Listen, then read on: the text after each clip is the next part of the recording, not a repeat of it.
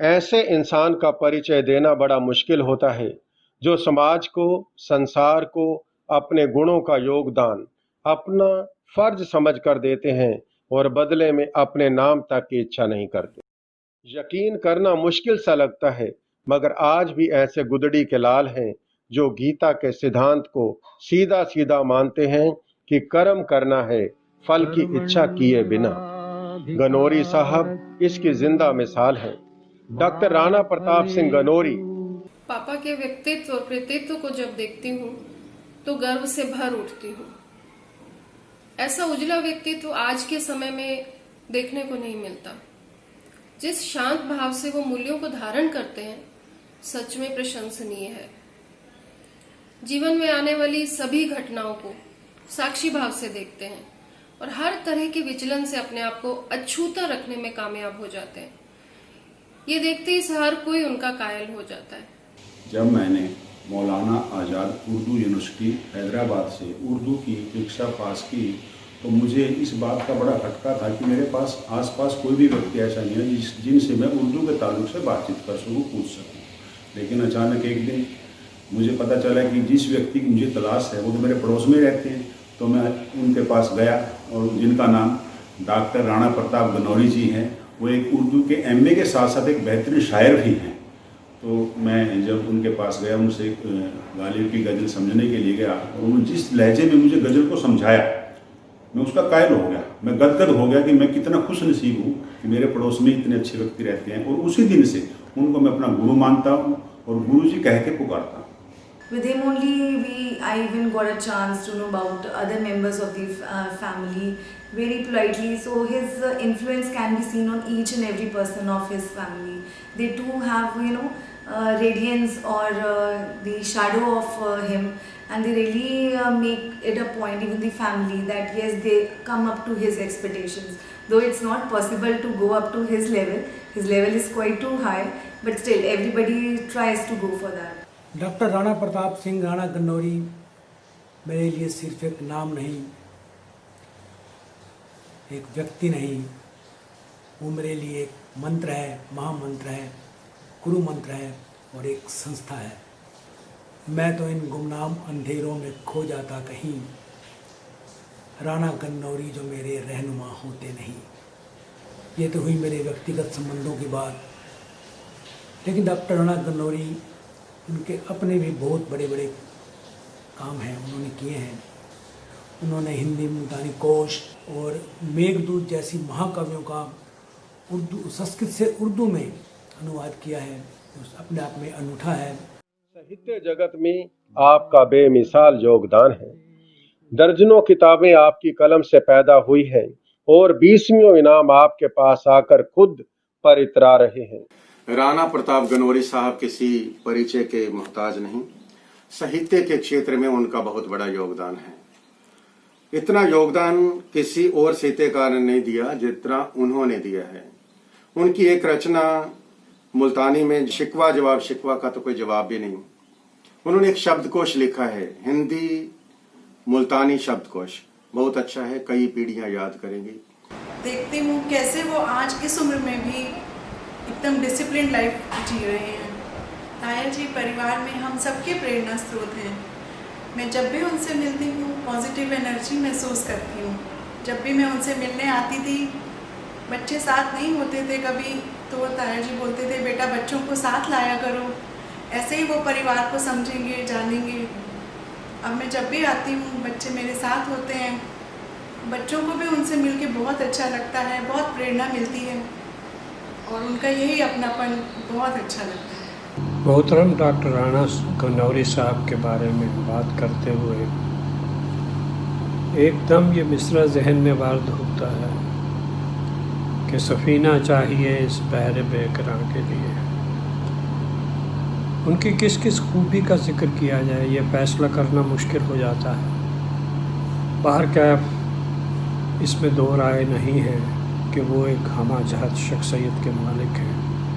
वो एक ऊंचे पाए के शायर, मुहक्कक, नाकिद, नसर निगार और मुतरज्जम तो हैं ही, लेकिन उसके साथ ही एक शरीफुल नफ्स, मरंजा मरंज इंसान भी वाक़या हुए हैं। उनसे मिलकर या उनके पास बैठकर मुझे हमेशा मसरत हासिल हुई है। ऐसा उस वक्त भी हुआ जब मैं उनके बारे में ज़्यादा नहीं जानता था, लेकिन जो उनसे मुलाकात का शर्फ हासिल होता रहा और उनकी दरसी तदरीसी और अदबी काविशों के बारे में मालूम होता रहा, तो हैरानी भी होती रही और खुशी भी। मैंने ये पाया कि दाना साहब अपने पेशे और अपने शौक़ दोनों से पूरी तरह से ईमानदारी और वफादारी के साथ जुड़े हुए हैं।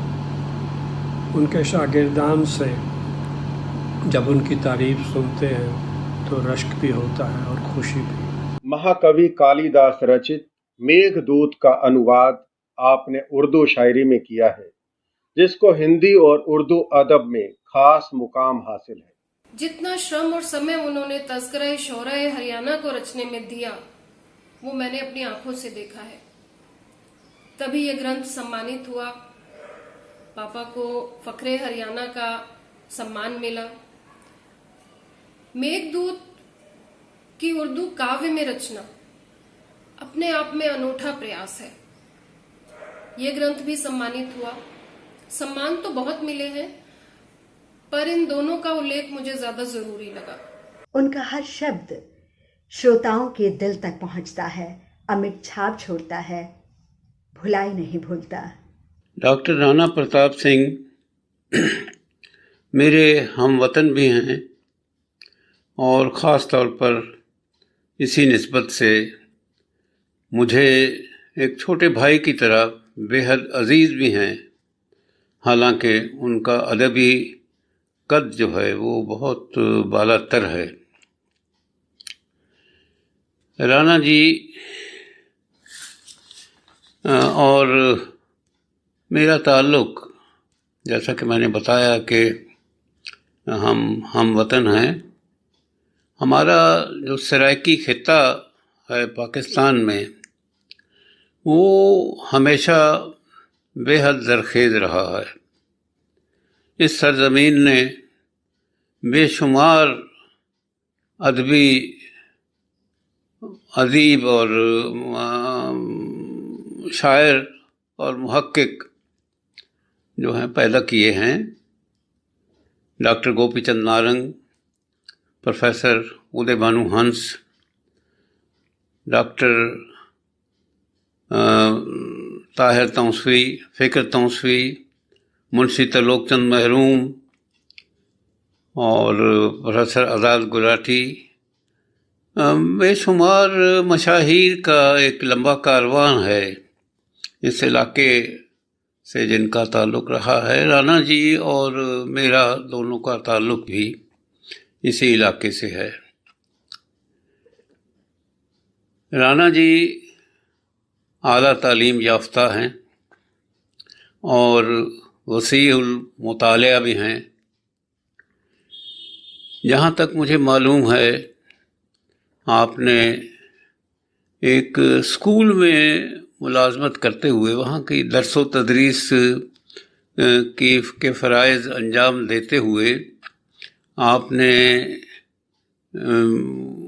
अदीब फ़ाज़िल यानी ऑनर्स इन उर्दू और फिर प्रभाकर यानी ऑनर्स इन हिंदी, और उसके बाद फिर हिंदी, उर्दू और संस्कृत 3 ज़बानों में प्राइवेट तौर पर तैयारी करके एमए की असनाद हासिल की, और उसके बाद फिर कुरुक्षेत्र यूनिवर्सिटी से आपने हिंदी में पीएचडी की और बाद अज़ां उसी हसूल याबी की बिना पर आप आरकेएसटी कॉलेज कैथल में आपका तकर्रर हुआ बतौर लेक्चरर, जहाँ से आप 1998 में सुपर एनुएशन पर आप सुबकदोश हुए। बहुत मेहनत करते हैं आप और बहुत लगन से आप काम करते हैं। बहुत तो खुशी की बात है, परमात्मा ने, खुदा ने आपको तौफीक दी है कि आप जो भी काम करते हैं बहुत लगन के साथ, बहुत मेहनत के साथ आप करते हैं, और बहुत उसका नतीजा भी यही होता है कि आप बहुत अच्छी तख्लीकात आप देते हैं अहले अदब को। और आपको आपकी इन हसूलयाबियों के एतराफ़ के तौर पर, एतराफ़ और एहतराम के तौर पर मैं कहूँगा, बेशुमार इनामात व एजाज़ात से भी नवाजा जा चुका है, जिसमें हरियाणा उर्दू एकेडमी का ख़ास तौर पर फ़ख्र हरियाणा अवार्ड जो है वो वाकई एक नुमायाँ हैसियत का हामिल है, जिस पर आपको वाकई फ़ख्र होना चाहिए। आप वाकई फ़ख्र हरियाणा हैं। आपकी लेखनी के जौहर हिंदी, उर्दू और सराइकी अदब के हर अदारे में फ़ख्र से आपका सर ऊंचा किए हुए नजर आते हैं। गोद चाहे नानी की हो या दादी की, जिंदगी की कहानी की कामयाब इबारत किसी नारी के बोल से ही शुरू होती है। मेरे मुल्तानी हिंदी शब्दकोश की कहानी, मुझे इस शब्दकोश को तैयार करने की प्रेरणा मेरी मातृशक्ति से मुझे मिली है। सबसे पहले तो तकरीबन एक आधी सदी पहले अपनी बुजुर्ग दादी, जो कि बिल्कुल अनपढ़ थीं, उनके मुख से एक वाक्य मैंने सुना था कि हर आदमी अपनी इज़्ज़त दी खातिर कम करेंदे।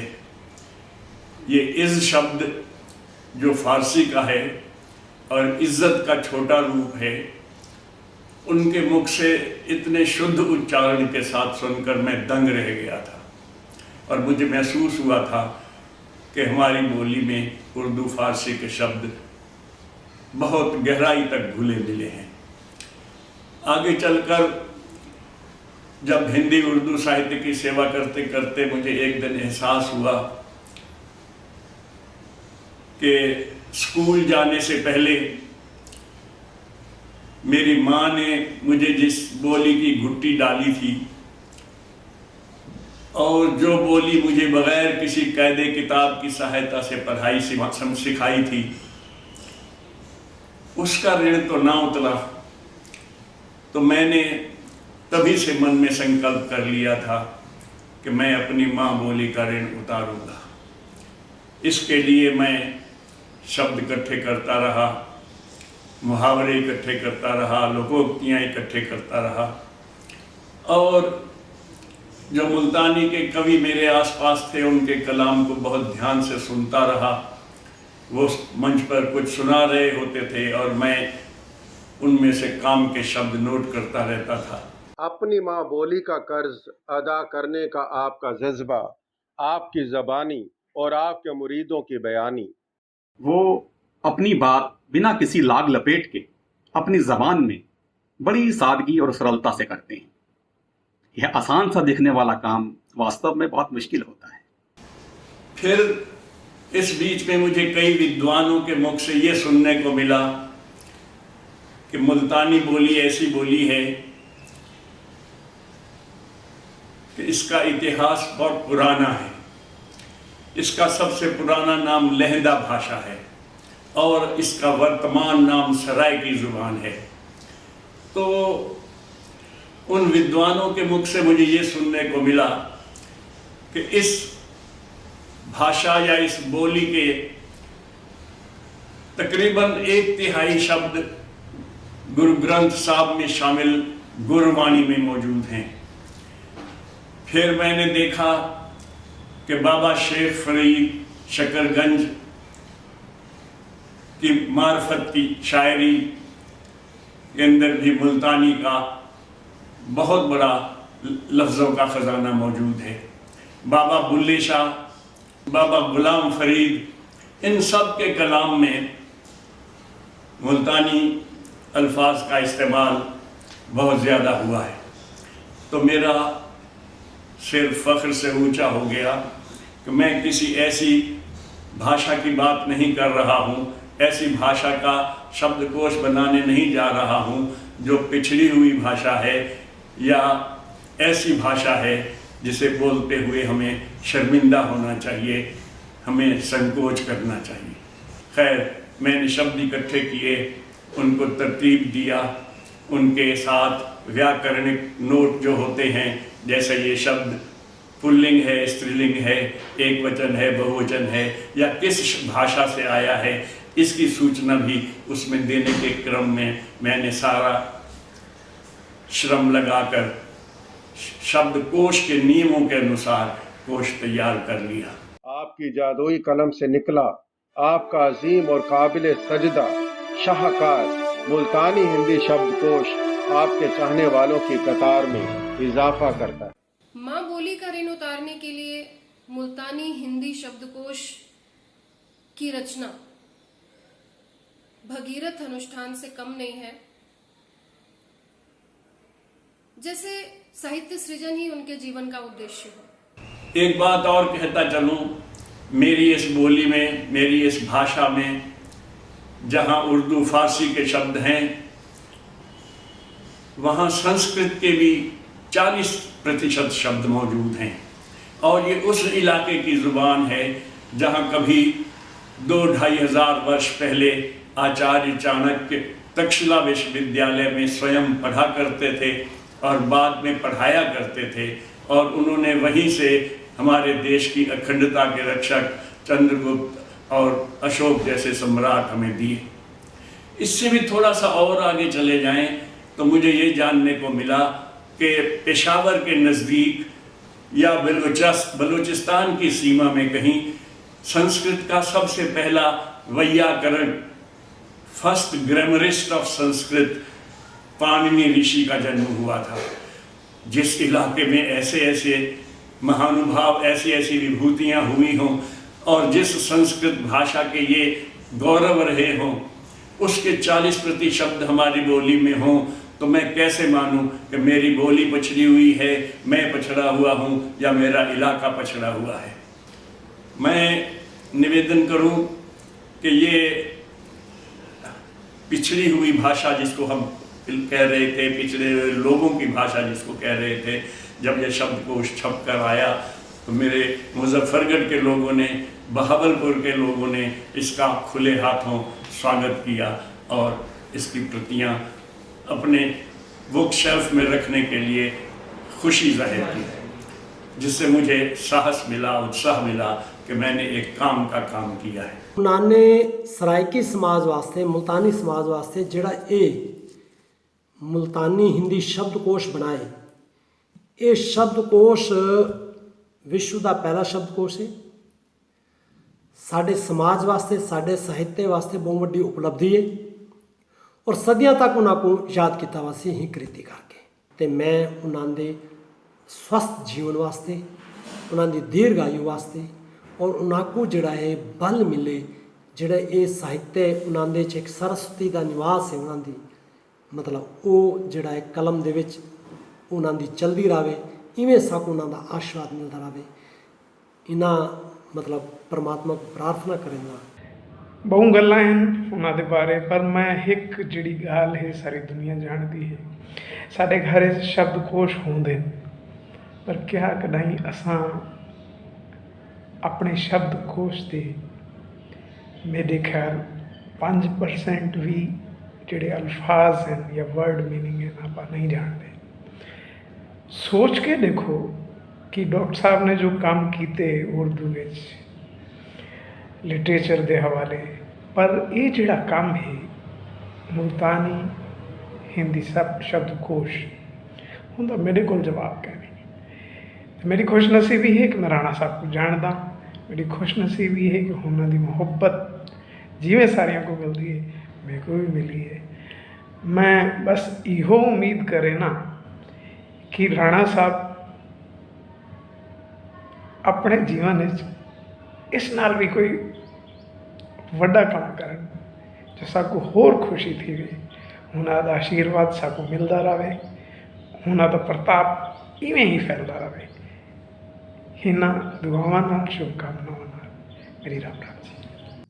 विलक्षण प्रतिभा और सफलता के बावजूद विनम्रता और सादगी उनमें संस्कार की तरह रची बसी है। पढ़ाई के साथ साथ वो हमें मॉरल, आध्यात्मिक और घरेलू हर चीज़ें पढ़ाते थे। यही नहीं कि हमें कक्षा में सिर्फ किताबी ज्ञान देते थे, उन्होंने सांसारिक ज्ञान भी हमको दिया। ऐसे इस तरह से वो पढ़ाते थे। एक वाक्य मुझे याद आता है कि एक बार शिमला के लिए एक टूर गया था, जिसमें वापसी लौटते हुए चंडीगढ़ में रुकना था और वहां के दर्शनीय स्थानों को देखना था। एक बच्चे की तबीयत खराब हो गई, जिसमें ऑर्गेनाइजर ने उसको कह दिया कि जाओ तुम बस में जाओ। उनको जब पता लगा तो उनको बहुत बुरा लगा कि अनजान स्थान पर एक बच्चे को ऐसे ही छोड़ दिया। उन्होंने ऑर्गेनाइजर से अपनी नाराजगी व्यक्त करी और नाराजगी के साथ इतना ही नहीं, उस टूर को वो छोड़ करके और वापस दिल्ली चले आए। इतना उनको जो था बच्चों से प्रेम था। मैं अपनी सफलता का श्रेय आदरणीय राणा साहब को देना चाहता हूँ। इसी प्रकार का जीवन मेरे श्रद्धेय परम मित्र राणा प्रताप सिंह जी ने, जिनको विश्व के अंदर राणा गनौरी के नाम से जाना जाता है, इन्होंने भी अपना जीवन अंत आज की तिथि तक भी परोपकारी कर्म करते हुए सदा लोगों का कल्याण किया है। ਤੁਹਾਡੀ ਜਿਹੜੀ ਹੈ ਲਾਈਫ ਤੇ ਇੱਕ ਡਾਕੂਮੈਂਟਰੀ ਬੰਦੀ ਪਈ ਹੈ, ਹੁੰਦਾ ਇੱਕ ਛੋਟਾ ਜਿਹਾ ਅਦਨਾ ਜਿਹਾ ਹਿੱਸਾ ਬਣਨ ਦਾ ਵੀ ਮੈਂ ਆਪਣੇ ਆਪ को खुशकिस्मत समझे ना कि मैं हिस्सा भी बना तो समय को मौका देता। शुक्रिया। तो ऐसा व्यक्तित्व इस महाविद्यालय में रहा है, उन्होंने यहाँ की सेवा की है, इस इलाके की सेवा की है। और प्राध्यापक बनने से पहले उनका जो सेवा काल था एक प्राइमरी स्कूल के टीचर के रूप में शुरू हुआ है। तो मैं कह सकता हूँ कि पूरी तरह से डॉक्टर राणा प्रताप गनौरी या एक टीचर थे या एक साहित्य के प्रेमी थे, साहित्य के उपासक थे, और एक बहुत अच्छे इंसान के रूप में हम उनको याद करते हैं। मेरी शुभकामनाएं हैं डॉक्टर राणा प्रताप गनौरी जी और उनके परिवार को। धन्यवाद। और हम उनके शुभ स्वास्थ्य की मंगल कामनाएं करते हैं। यही शुभकामना करती हूँ कि इसी तरह अपने जीवन और साहित्य को संपन्न करते रहें। शुक्रिया। परमात्मा इनको स्वस्थ निरोगी दीर्घायु करे, ताकि इस प्रकार की सेवाओं के द्वारा ये समाज के लिए, देश के लिए, धर्म के लिए इस प्रकार के कार्यों के द्वारा सदा सदा लोगों को प्रेरणा देते रहें, प्रकाश देते रहें। So I just hope that uncle may get best of his health. He is always like this, and yes, it will be great. He'll be keep on inspiring us. Thank you. तो मैं कोश कार्य की दृष्टि से इसको एक उपयोगी शब्दकोश मानता हूँ। मैं रहूं न रहूं, आने वाली पीढ़ियों को कभी जब जरूरत पड़ेगी किसी शब्द का अर्थ समझने की, तो ये शब्दकोश भरकर उनकी मदद को आएगा।